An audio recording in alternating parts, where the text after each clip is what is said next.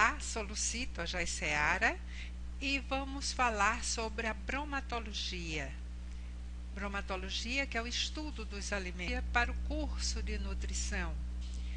Porque bromatologia pode-se pensar no aspecto para a tecnologia de alimentos, mas vamos pensar no curso de nutrição. O curso de nutrição precisa de conhecer a composição dos alimentos. Então, a composição de alimentos é uma coisa essencial. Por quê? Porque o nutricionista trabalha com nutrientes. Então, precisamos conhecer os nutrientes contidos nos alimentos e qual a sua biodisponibilidade. Mas os alimentos não só têm nutrientes, tem também componentes funcionais, quer dizer, aqueles componentes que são ativos e facilitam uma boa saúde, evitando doenças crônicas. E também os alimentos contêm substâncias nocivas, quer dizer, substâncias inadequadas para o bom desenvolvimento do ser humano. Então, nós precisamos conhecer tudo isso. E como é que nós poderemos conhecer isso? Através de uma tabela de composição de alimentos. Ao longo dos anos, nós observamos várias tabelas de composição de alimentos que tiveram problemas para traduzir a alimentação de todo o Brasil, né, por causa do solo, do clima, das variedades de alimentação do brasileiro, mas atualmente nós temos a tabela da TACO. E aí nós temos uma composição mais completa, né, dos nutrientes em relação não só à composição centesimal, aqueles macronutrientes que somados vão dar 100, mas a composição de minerais, vitaminas, de ácidos graxos. Então, a composição centesimal ela é muito pobre, ela dá pouco subsídio para se fazer um trabalho adequado. Porque, por exemplo, a proteína é vista através do conteúdo de nitrogênio dessa proteína. Então, a proteína de um alimento cru ou de um alimento, vamos dizer assim, que já sofreu uma transformação, né, dessa proteína, por exemplo, uma fritura, um assado, então o constituinte e a proteína vai ser semelhante. Por quê? Porque é dosado o nitrogênio e depois calculado como se fosse proteína. Então, não poderíamos ter diferença de alimentos preparados por diversos aspectos, porque a proteína seria semelhante pelo seu conteúdo de nitrogênio. Então, precisaríamos de dados mais adequados para saber como é que estaria essa proteína para o organismo humano. Os ácidos graxos. Não adianta saber se o teor total de gordura, nem sequer o teor de ácidos graxos saturados, monoinsaturados ou poliinsaturados. Nós precisamos conhecer o perfil de ácidos graxos, por exemplo, de cada ácido graxo saturado, porque existe uma diferença na ação do mirístico, do palmítico e do esteárico, como também existe diferença entre o grupo da família ômega 3 e ômega 6. Então, o ácido linoleico, linolênico e sua família tem ações diferentes para o organismo. Então, nós precisamos conhecer detalhadamente esses ácidos graxos. E precisamos também dos fitoquímicos, quer dizer, dessas substâncias que estão contidas nos alimentos e que têm essa ação específica, não nutrientes. Por exemplo, o licopeno. Então, os carotenoides, que têm ação como, por exemplo, o beta-caroteno, que tem ação, né, provitamina A, mas o licopeno, que não tem ação vitamínica e é tão importante para evitar, por exemplo, o câncer de... A tabela de composição química vai dar os constituintes dos alimentos, mas existem alterações dos constituintes dos alimentos pelo processamento. Então, o processamento ele altera certos constituintes, pode tornar mais disponível o acesso do nutriente ou indisponibilizá-lo. Então, por exemplo, as alterações de proteínas com modificação da biodisponibilidade de aminoácidos. Então, a proteína sofre uma desnaturação pelo calor e essa desnaturação pode facilitar a reação da reação entre aminoácidos, como é o caso da lisina-alanina, e pode também facilitar a reação dos aminoácidos com outros compostos, por exemplo, que tem carbonilas.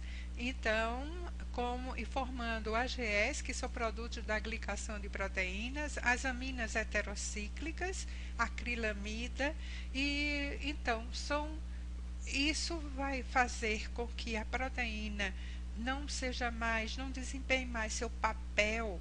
Então, são cancerígenas, são mutagênicas e consideradas cancerígenas, mas que a responsabilidade não é dada somente às aminas, porque no alimento pode ter outros compostos, além de que na própria vida diária a pessoa está sofrendo vários outros fatores que favorecem ao câncer. Então, as alterações que ocorrem nos alimentos precisam ser observadas e muitas vezes isso não é traduzido pela tabela de composição de alimentos. Precisa um estudo específico. Além do que, muitas vezes a tabela de composição, por exemplo, diz que a gema do ovo tem ferro. Entretanto, é preciso conhecer que a fosvitina, que é a proteína da gema do ovo, ela não disponibiliza esse ferro da gema do ovo. Ela está complexando através da sua proteína, do seu aminoácido, a fosvitina, que é uma proteína, através do seu aminoácido serina, que pelos grupos fosfatos estão reagindo com o ferro e tornando indisponível. Além de tornar indisponível o ferro da gema do ovo, ainda provoca, quando a gema do ovo está junto com outros alimentos, provoca a indisponibilidade do ferro desses outros alimentos, quando esses alimentos, por exemplo, são de origem vegetal. Ela só não tem uma ação grande no ferro hemínico, no ferro M. Então, é preciso conhecer todos esses fatores. E isso é que deve ser abordado na bromatologia, lembrando. Então, as alterações dos constituintes dos alimentos podem levar a marcadores, por exemplo, marcadores de danos proteicos. Mas é preciso saber que a lisina-alanina e a carboximetilizina, que aqui estão, a lisina-alanina e a carboximetilizina. A lisina-alanina que representa uma ligação cruzada entre aminoácidos e que é considerada em animais nefrotóxica, podendo produzir em ratos nefrocitomegalia. Entretanto, a carboximetilizina, que é um AGE, quer dizer, um produto da glicação de proteínas, e é um marcador de dano proteico. Mas é preciso ver que isso não está dizendo apenas que ocorreu um dano nas proteínas, mas que pode esse dano estar concorrendo com certas doenças. Então, como vamos ver também agora em seguida. Então, é preciso uma modificação de hábitos alimentares. O assar, o grelhar e o fritar está favorecendo exatamente a formação daquelas alterações proteicas, da formação de lisina-alanina, de aminas heterocíclicas e de produtos de AGE, quer dizer, da glicação de proteínas.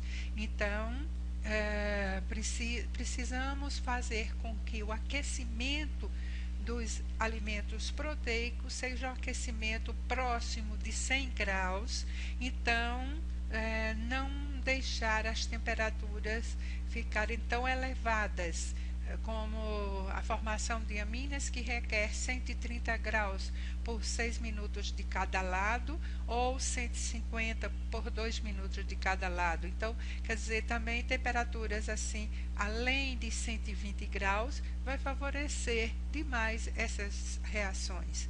Também, por outro lado, a gente deve modificar os hábitos alimentares, aumentando a quantidade de frutas e verduras, frutas e hortaliças.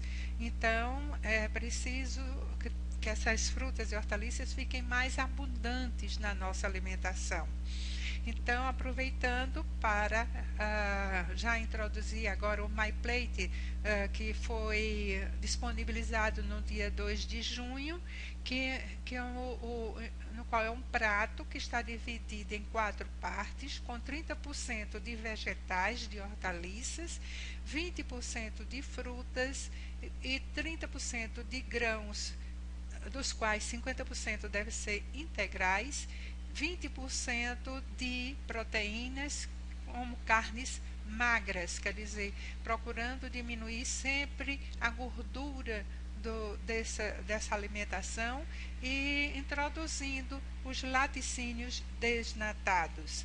Então, aqui nós temos uma alimentação equilibrada, restando apenas o cuidado com essas proteínas e com o cozimento desses alimentos todos, para que não haja um desperdício de nutrientes, não só de vitaminas, minerais, mas da qualidade dos fitoquímicos, da qualidade dos aminoácidos e a formação de substâncias tóxicas.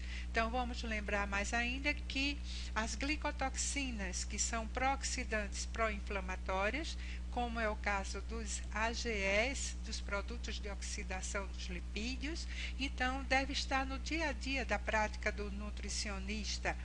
Então, por quê? Porque tem uma relação com as doenças crônicas, com a aterosclerose, artrite reumatoide, Alzheimer, Parkinson, síndrome metabólica, disfunção erétil, catarata, síndrome do ovário policístico, comprometimento do desenvolvimento cerebral pré e pós-natal em portadores de síndrome de Down, esteatose, cirrose hepática, enfermidades inflamatórias no intestino grosso, hipertensão, danos em portadores de insuficiência renal, e estão comprometidas também com diversos tipos de câncer, de pulmão, pâncreas, cólon e próstata.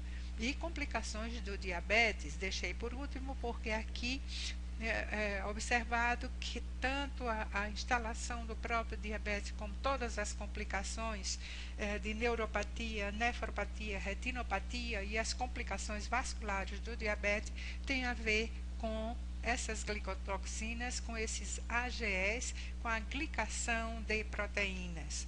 Por quê? Porque além da proteína, ela ter condições de glicar os próprios dentro dos tecidos, quer dizer, uma vez formado os AGEs, eles têm condições de haver essa glicação principalmente com glioxal, metilglioxal e o 3-deoxiglicosona. Mas, além dessa glicação já provocando o enrijecimento dos vasos, né, então, mas pode haver uma ação pró-oxidante e pró-inflamatória através dos receptores de AGEs, que são, por exemplo, o RAG. O RAG, que está acoplado a certas células, então ele vai provocar uma cascata de eventos inflamatórios e auxiliando exatamente essas doenças crônicas e até o próprio envelhecimento, tornando mais rápido o envelhecimento fisiológico. Então, a responsabilidade do nutricionista é grande. Então, obrigada recomendamos a leitura do nosso blog Alimentos e Nutrição, Processamento e Alterações, e o outro Alimentos, Produtos de Glicação Avançada e Doenças Crônicas. Então, estamos disponíveis também em nosso e-mail, no citojal.com.br,